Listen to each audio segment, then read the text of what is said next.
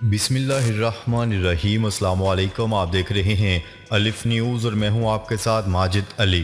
شامل کرتے ہیں آج کی ون لائن ہیڈ لائنز۔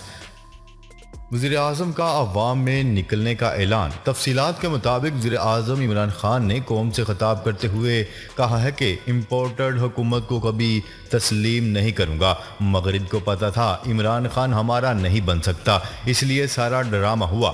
میں اب جدوجہد کے لیے تیار ہو گیا ہوں، عوام میں نکلوں گا۔ عوام اتوار کو نماز عشاء کے بعد سڑکوں پر نکلیں اور پرامن احتجاج کریں۔ وزیر اعظم عمران خان نے مزید کہا ہے کہ یہ میچ فکس کر کے الیکشن میں جائیں گے، اب NRO 2 ہوگا۔ اپوزیشن نے کبھی نیوٹرل میچ نہیں کھیلا، یہ EVM اور اوورسیز ووٹنگ ریورس کریں گے۔ لاہور کی انسداد دہشت گردی کی عدالت نے دہشت گردی کی مالی معاونت کے الزام میں کالعدم جماعت الدعویٰ کے سربراہ حافظ سعید کو 2 مقدمات میں مجموعی طور پر 31.5 برس قید کی سزا سنا دی۔ انہیں ایک مقدمے میں 15.5 اور دوسرے میں 16.5 برس کی قید سنائی گئی ہے، جبکہ ان پر مجموعی طور پر 3,40,000 روپے جرمانہ بھی عائد کیا گیا ہے۔ حافظ سعید کے خلاف پنجاب کے محکمہ انسداد دہشت گردی CTD نے مقدمات درج کیے تھے۔ حافظ سعید پہلے ہی جیل میں ہیں اور مختلف مقدمات میں سزا کاٹ رہے ہیں۔ روس کا ٹیکنالوجی سیکٹر بھی مغرب کے نشانے پر۔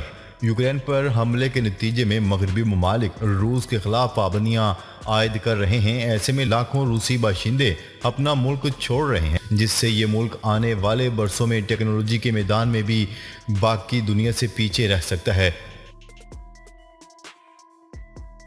تحریک عدم اعتماد سے قبل اسلام آباد انتظامیہ کا اہم فیصلہ۔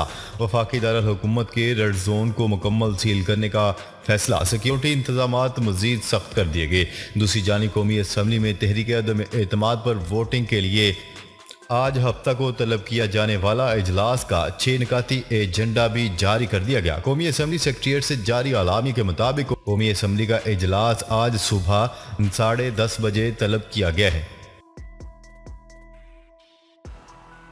اقوام متحدہ نے روس کی انسانی حقوق کونسل کی رکنیت ختم کر دی۔ اقوام متحدہ کی جنرل اسمبلی نے روس کی انسانی حقوق کونسل کی رکنیت ختم کر دی۔ غیر ملکی خبرساں ادارے کی رپورٹ کے مطابق یوکرین میں روس پر انسانی حقوق کی سنگین خلاف ورزیوں کے الزام میں اقوام متحدہ کی جنرل اسمبلی نے روس کی انسانی حقوق کونسل کی رکنیت ختم کر دی ہے۔ قرارداد کے حق میں 93 اور مخالفت میں 24 ووٹ دیے گئے، جبکہ 58 ارکان نے ووٹنگ میں حصہ نہیں لیا۔ رپورٹ کے مطابق ووٹنگ میں چین اور ایران نے امریکی تجویز کی مخالفت میں ووٹ دیا، جبکہ بھارت اور پاکستان ووٹنگ میں حصہ نہ لینے والے ممالک میں شامل تھا۔ ڈپٹی اسپیکر قومی اسمبلی قاسم سوری کے خلاف بھی تحریک عدم اعتماد جمع۔ متحدہ اپوزیشن نے قومی اسمبلی کے ڈپٹی اسپیکر قاسم سوری کے خلاف بھی تحریک عدم اعتماد جمع کروا دی۔ نیوز رپورٹ کے مطابق اپوزیشن رہنما مرتضیٰ جاوید عباسی نے ڈپٹی اسپیکر قومی اسمبلی قاسم سوری کے خلاف تحریک عدم اعتماد جمع کروائی ہے۔ تحریک عدم اعتماد کے متن میں کہا گیا ہے کہ قاسم سوری نے ایوان چلاتے ہوئے بدترین مثال قائم کی۔ ڈپٹی اسپیکر نے اپوزیشن کو اس کے جمہوری حق سے محروم کیا۔ اپوزیشن رہنما مرتضیٰ جاوید عباسی نے موقف اختیار کیا ہے کہ سپریم کورٹ ڈپٹی اسپیکر کی رولنگ کو آئین سے متضاد قرار دے چکی ہے۔ واضح رہے کہ سپریم کورٹ کے تاریخی فیصلے کے بعد قومی اسمبلی کا اجلاس آج طلب کیا گیا ہے۔ سعودی ولی عہد کی روضہ رسول صلی اللہ علیہ وسلم پر حاضری، مسجد قباء کی توسیع کا حکم۔ سعودی ولی عہد شہزادہ محمد بن سلمان نے مدینہ منورہ کا دورہ کیا اور روضہ رسول صلی اللہ علیہ وسلم پر حاضری دی، جبکہ تاریخ اسلام کی پہلی مسجد قباء کی توسیع کا بھی حکم دیا۔ عرب میڈیا کی رپورٹ کے مطابق سعودی ولی عہد شہزادہ محمد بن سلمان کی مسجد قباء میں توسیع کے منصوبے کے تحت تاریخ کی سب سے بڑی توسیع کی جائے گی، جو 50,000 مربع میٹر پر محیط ہوگی۔ اس توسیع سے مسجد میں 66,000 مزید نمازیوں کی گنجائش بڑھ جائے گی۔ سوڈان میں فوجی بغاوت کے خلاف مظاہرے۔ سوڈان میں گزشتہ سال اکتوبر میں ہونے والی فوجی بغاوت کے خلاف دارالحکومت خرطوم اور دیگر شہروں میں مظاہروں کا سلسلہ شروع ہو گیا۔ مظاہروں کو محدود رکھنے کے لیے صدارتی محل کے ارد گرد سخت حفاظتی انتظامات کر دیے گئے۔ مظاہرین کا کہنا ہے کہ فوجی بغاوت نے ملکی معیشت کو نقصان پہنچایا ہے۔ ایرانی غیر اعلانیہ جوہری تنصیبات کی دستاویزات اقوام متحدہ کے سپرد۔ ایران نے کہا ہے کہ اس نے اپنی غیر اعلانیہ جوہری تنصیبات سے متعلق دستاویزات اقوام متحدہ کی جوہری نگران ادارے کو بھیج دی ہیں اور اس کی بدولت وہ 2015 کے جوہری معاہدے کی بحالی کے مزید ایک قدم قریب پہنچ گیا ہے۔ میڈیا رپورٹس کے مطابق ایران کے جوہری توانائی کے ادارے کے سربراہ محمد اسلامی نے کہا ہے کہ ہم نے 20 مارچ کو وہ دستاویزات فراہم کی جو ہمیں بین الاقوامی ایٹمی توانائی ایجنسی کو بھیجی تھیں۔ انہوں نے ایک نیوز کانفرنس میں مزید کہا ہے کہ زیادہ تر امکان یہی ہے کہ ایجنسی کے نمائندے جوابات کا جائزہ لینے کے بعد اپنی حتمی رپورٹ تیار کرنے کے لیے ایران آئیں گے۔ ایران نے روس کی 2 بڑی کمپنیاں بلیک لسٹ کر دی۔ امریکہ نے روسی جہاز سازی اور ہیروں کی کان کنی کرنے والی کمپنیوں کو بلیک لسٹ کر دیا۔ غیر ملکی خبرساں ادارے کی رپورٹ کے مطابق امریکہ نے روس کی یونائٹڈ شپ بلڈنگ کارپوریشن اور الروسا ڈائمنڈ مائننگ کمپنی کو بلیک لسٹ کر دیا۔ امریکی محکمہ خزانہ نے بتایا ہے کہ بلیک لسٹ روسی کمپنیوں کی امریکی مالیاتی نظام تک رسائی بھی روک دی گئی ہے۔